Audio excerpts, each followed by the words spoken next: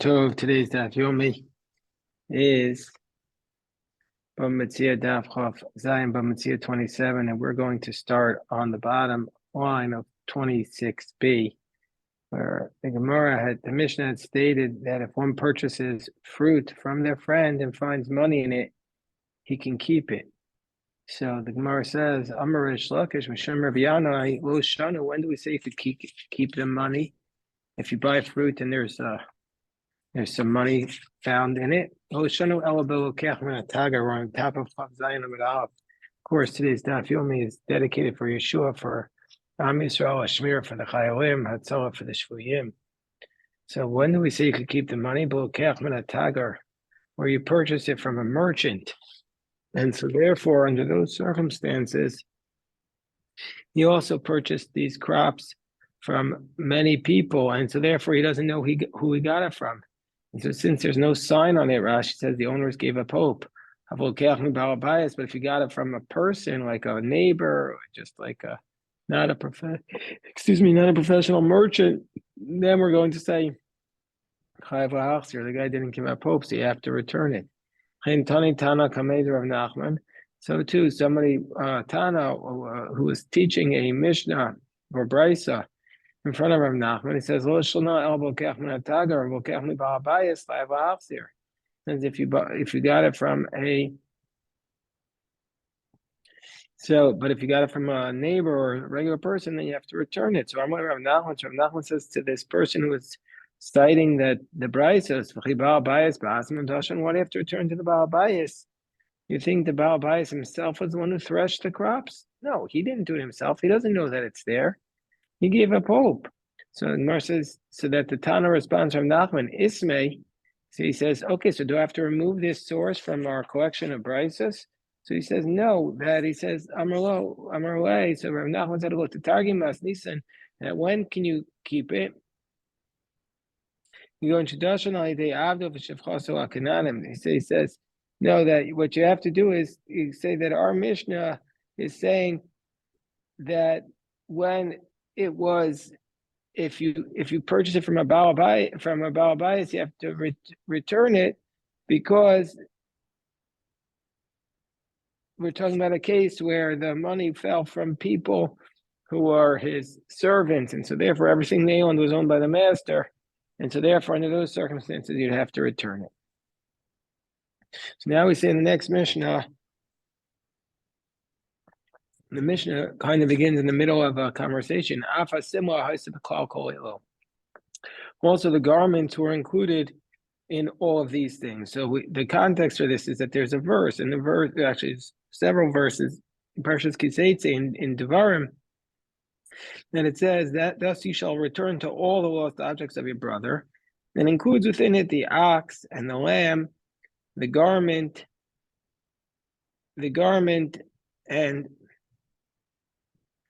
and the donkey. So the Gemara says, well, why does it have, the Mishnah is saying, why does it have to specify the garment? Also, the garment is included in all of these things. So why is the garment specified? It's to compare the garment to the other categories. And just like the garment is unique that it has a sign, and there are people who are seeking it. So to anything that has a sign and people are seeking it, you have to announce it. So that's the category. So first of all, the Gemara challenges or asks about this Mishnah. What does it mean that the garment is Bechal Kol Elu? My Bechal Kol Elu. Amarava Bechal Kol Avedas Achicha. It's included in all the lost objects of your brother is included in that is a garment. So why is the garment specified? So Amarava Rava explains. Normally the cause of Rahmana Shor Chamor Sevasimla.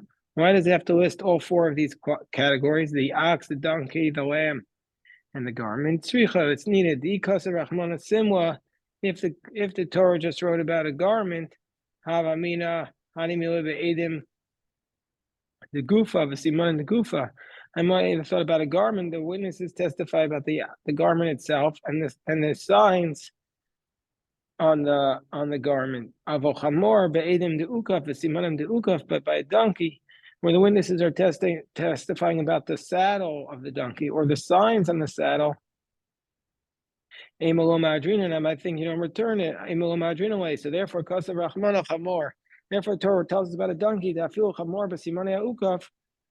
that even the donkey you have to return it if you just have signs on the saddle. Why does the Torah have to tell us about both an ox and a lamb? So the Gemara explains, the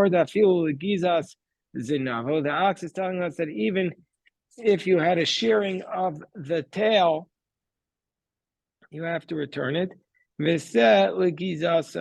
a lamb for all of its shearings. The shearings of the tail, you even have to return from the ox, and for the lamb, all of its shearings. Gemara asks the obvious question, sure, Torah should just write about an ox. If you even have to return the shearings of its tail, for sure you have to return the shearings of the lamb. So Rava explains, Chamor debor Rabbi Yehuda v'seda avedo divrei kol kasha. And Gemara says, yeah, we don't really have an answer for why the Torah includes lamb in the lost objects. It's obviously, it could have been inferred from an ox. So with divrei kol kasha. The idea of a lamb is why it's included. Everybody is bothered by this. And also, just like we saw by an ox by a pit, according to Rabbi Yehuda, what's the case of an ox, a donkey by a pit? That we said, that the Rabbanan said, the word donkey is to tell us, chamor v'lo kelim. You're responsible if a donkey falls in, but not for the utensils that fall in. But according to Rabbi Yehuda, who says you are liable for utensils, what does he do with the word donkey? And so therefore the word donkey is extra for Rabbi Yehuda, so he doesn't know what to do with it, so it's difficult. So it says the Gemara, maybe it's coming to tell us that you're responsible for that you have to return the manure that comes out of the animal. Gemara says no, no, the person presumably made the manure ownerless, so therefore you don't have to return it. Maybe the word says, coming to teach us that you have to return an object based upon signs. Because we have a question, are signs biblical or rabbinic? So Kasav Rachmana says, the Torah tells us about a lamb that feel b'simanin ma'adrinan. That a lamb, even if you just have the signs, you return it b'simanin di'araisa. And this teaches us that signs are biblical. The Gemara says, no, we're not going to say that. The fact that the Mishnah lists signs with respect to the garments, the katani mat simla miuchada sheish ba simanin v'yesh lo tov and chayav la'achris. Av kol davar sheish ba simanin v'yesh lo tov and chayav la'achris. From the fact that the Mishnah lists signs by a garment, we see from here Shema Mina the sel avos simanin huda. So the Mishnah is saying that the garment is where we learn out signs. So therefore, a lamb is not here included to include signs. So therefore, we leave it as an open question why the Torah says a lamb with respect to a lost object.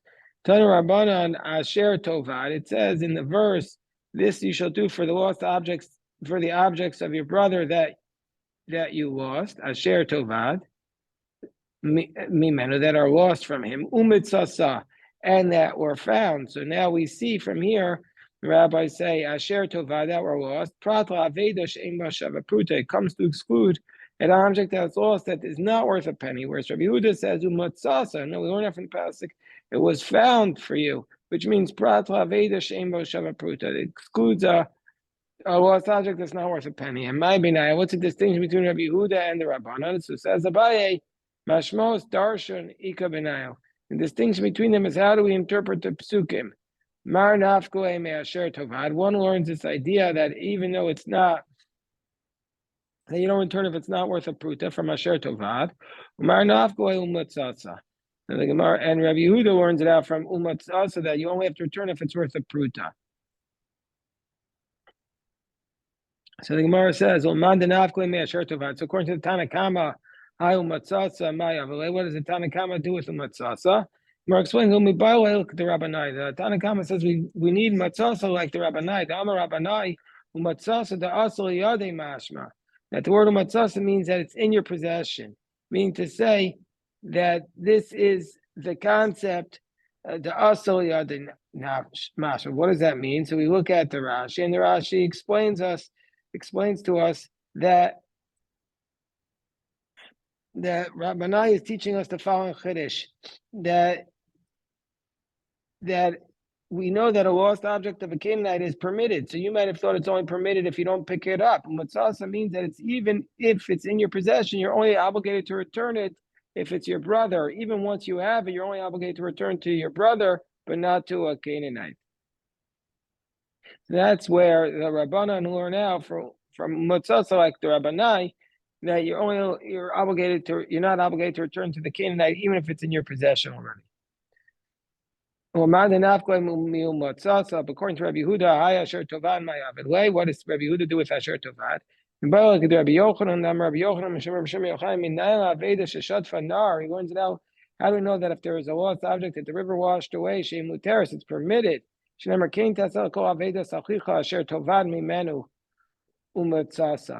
Which means something he lost, but other people can find. So therefore, Rabbi Yehuda says, like Rabbi Yochanan, that if it was washed away by the river, you're not obligated to return it. And so according to how does Rabbi Yehuda know this din of Rabbanai, that even if you pick it up, it's in your possession, you don't have to return it to the idolater. Nafgoei umatzasa. So this teaching of Rabbanai, how does Rabbi Yehuda learn now? How do Rabbanai know? Nafgoei mi umatzasa. So he learns it out. So he learns it out from umatzasa, from the extra vav by umatzasa. The idach and the Rabbanon, how do they know this din of Rabbi Yochanan that if the river washed away, you're not obligated to return it? Nafgoei mimenu. V'idach mimenu o mashma. But Rabbi Yehuda doesn't derive anything from mimenu. Rava Amar, Pruta shehuzla ika b'nayim. Rava says no, the distinction between them is not mashmaos darshan, which is what Abaye says, but actually a real distinction. That the distinction is if you had a lost object that was worth that became worth less than a penny. So you still have to return it because when he was, according to when it says Asher Tovad, because when he lost it, it was worth a penny. But according to when it says when you found it, it wasn't worth a penny then, so you don't have to return it. One it says when you lost it, but you find it, and there isn't, you found it there. No, we're talking about an object that went up in value. One who says that you found it, well, then it was worth a penny when you found it. You wouldn't have to return it because when you lost it, according to Asher Tovad, it wasn't worth a penny. Gemara says, but even when it touches up matzasa, and derives from matzasa, still have Asher Tovad. So the Gemara says, okay, Pruta we're talking about an object that was worth a penny, that it was worth less than a penny, went up, and then it went down, and then it went up again. It says you lost it, it became worth a penny.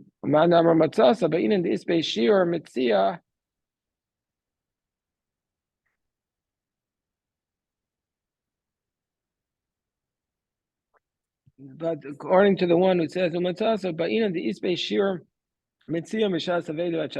need to be worth the same amount of at least the pruta from the time you lost it till the time it was found, all the way through.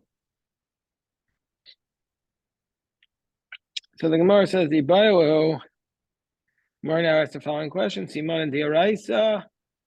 The Rabbanon, is the signs, are they biblical or rabbinic? So the Gemara says, what do we care? Now we just have to say the introduction that there are three types of signs. Magen Mishnah says there's siman mufak. We're not arguing about that. Everybody says that if it's a great sign, like for example, a hole in the side of the contract, everybody would say that's for sure a biblically accepted sign. And then there's a siman garua, like a terrible sign, like for example, it's red or white. That's obviously not a good sign, according to the Torah, because sweatshirt is red is not a big deal. Everybody wears red sweatshirts, but then there's a siman chashuv, and it's like the size of the sweatshirt, the material of the sweatshirt is made out of. So that's what we're arguing about. So the Gemara says, why do we care if the signs are biblical or rabbinic? So on top of 27b, do I get isha b'simanim in order to return a document of a divorce to a woman on the basis of the signs that were proffered. Now, because we're going to allow a woman to remarry on the basis of this get, so that's a biblical consequence. Now, so if you say signs are biblical, Madrina, we return it. If we say signs are rabbinic, when did the rabbis make this takana? By a monetary matter, but by a matter of allowing a woman to remarry, maybe maybe the rabbis didn't do this takana. So the Gemara says, Tashma, so our Mishnah says also the garments are included, all these things. But anyway,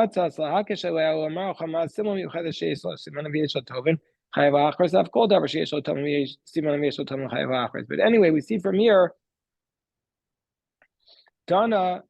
So we see from here that it says explicitly that Simla is included to teach in the Torah to teach us the law of signs. And Gemara says no, Tana Tovin is Strichaway. No, it's teaching us the law of, it needs people to come and claim it. That they didn't give a pope on it. But Siman and Kidei Naspa. But signs are just thrown in there. It's not the point of it. Tashma, another attempt. Hamor b'simani ukaf, that you could return the donkey with signs on the saddle. So that's proof that signs are biblical. So Gemara says no. With witnesses on the saddle. Tashma v'aya. It says in the pasuk that it will be with you until your brother seeks it out. That you have to keep the lost object with you until your brother seeks it out. Are you really going to return it to him before he seeks it out? You have to investigate him. Investigate your brother to see if he's deceptive or not. And how do you investigate him? I love to see him. So we see from here with signs, and signs are biblical. The Gemara says no with witnesses, be'edim. So therefore, we haven't brought a proof yet. Tashma ema idin. This is a Mishnah from Yevamos. Ema idin elal parts of apanim imachotem. If they want to bring witnesses that a man died, you can only testify about the face with the nose. But if they don't have the face with the nose, you can't testify. Even though you have signs on the body and the utensils. It doesn't disprove that signs are not biblical. And says no. When we're talking there about signs not being biblical, there we're talking about gufo to aruch for goats. There we're talking about whether his body is too long or too short, or kelav, and also we don't allow you to testify at the clothing there, the chashin l'sheila, because it's possibly borrowed. Those signs are bad signs. That's why we don't lie about them. Mar says, well, if we're concerned that maybe it was borrowed, how can we return a donkey by giving a sign about the saddle? Maybe the saddle was borrowed. Mar says, no. Okay, people don't borrow the saddle because it ruins a donkey. The borrowed saddle is not good for a donkey. Or maybe they were giving white, the clothing and say, oh, it's a white shirt. Big deal. You lose a white shirt in Lakewood, you can't say it's white. I mean, everybody wears white shirts in Lakewood, or red. You lose a red shirt at a Nationals game, everyone's wearing a red shirt. So that's not effective. Matzu kosher bekis or ba'arniki u'tabas. So that which was taught in the Brisa, that if you find it tied to the wallet or to the purse or with the ring or shematzu ben kelav, you find it amongst the clothing. Here we're talking about the get. The agent is bringing the get, and he finds it tied to the wallet or the purse or ubetabas, or if he finds it amongst the clothing, if he was maruba kosher, it's okay. If you're going to say we have to be concerned about borrowing, kimatzu kosher bakus, am I kosher? If you find the get tied to the wallet, why is it okay? Am I kosher? Why aren't we concerned that maybe it was borrowed? So why is it okay there? The Gemara says, people don't borrow that. People don't borrow wallets and rings and purses. They don't borrow the wallets because that it's like a sign that he's selling his mazel, Rashi says, which is difficult to understand. But that's what they said, that you're selling your mazel. And at tabas mishum de mezayif. If you give out your rings, people are going to start forging your documents. Gemara says, Lema ketanai. Let us say that this is actually a machokas tanaim, whether or not simanim are biblical or rabbinic, because it says ema idin al shuma. If you want to testify, if somebody was the woman's husband, to allow her to remarry, and they said we have a sign that her husband had a wart on this specific, or a mole on this specific limb, so that's not effective. Elazar ben Ma'avai says ma'idin al shuma. He says you can use the wart. What's the argument about? Tanakama savar siman derabanan. Tanakama must be at a position that signs are rabbinic. Elazar ben Ma'avai must be savar siman deraisa. Must say they're biblical. Everybody says that they're biblical. Here, what they're arguing about is that whether or not somebody's born at the exact same time, the same mazel would have the same wart. So Tanakama says the shuma will be found. Somebody who's born at the same time. Another person found at the same time is not going to have a shuma, the same shuma. You want to know if the sign changes after death. That's what they're arguing about. One says that the signs do change after death, so the signs don't change after death. So everybody says perhaps that they don't change after death. And signs are rabbinic. Here they are arguing whether or not shuma is considered to be a good sign, whether or not that's a good sign. Meaning to say whether it's a top rate sign, not just meaning whether it's the top of the line sign. Some signs are rabbinic, but a siman muvak will be biblical. And so that's the dispute here. One is of the position that this mole is in a very, very good sign. And even though generally siman won't help, but a siman muvak would help, shuma will have siman muvak. No, that's not a good enough sign. Amar Rava imtim solomar simanin lav di'arais. So Rava says, if you want to say that signs are not biblical, how would we ever allow you to return a lost object on the basis of the signs? So the Gemara says the way we do it is no, because the one who finds it, it's good for him that I'll return him with signs. So that when he eventually loses an object, we'll also return it to him. So I'm Rav Papa. Oh, so it's because it's good for him. He's going to do a favor with the other guy's money. That doesn't make sense. So we have to flesh it out. No, it's good for the person who lost the object to give a sign and take it. Made the Yadam the Adam Wasley because he knows he has no witnesses.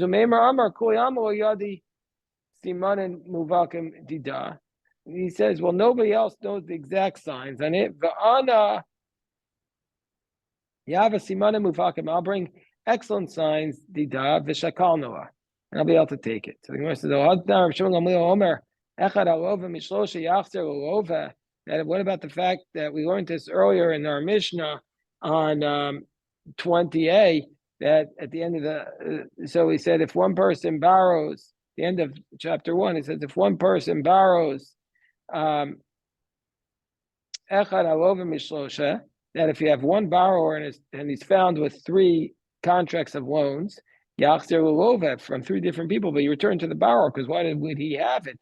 But if 3 people borrow from one, you return it to the lender.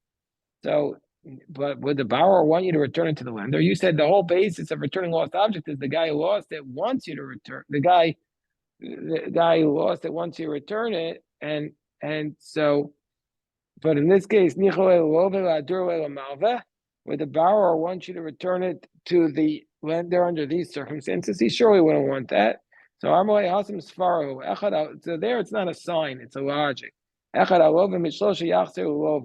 That one who borrowed it from 3 should return to the borrower the gabe love shliche. Because it's obvious the case that these 3 contracts with the one borrower's name on it were really by the borrower. Shema mina and milov enough clearly fell from the borrower, but 3 people borrowed it from one. Yachzir or Malva, they should obviously return to the lender. The Gabi Malva Shlichi, Gabi Lova Shlichi, because obviously the case, it would be the lenders because all three notes are from the lender. So therefore, the Gemara says, if you find a bundle of notes, you have to return them. Do you think the borrower wants you to return to the lender there? So therefore, the Gemara is going to have to give a different approach about how we can know if signs are biblical or rabbinic. So, but we'll stop here.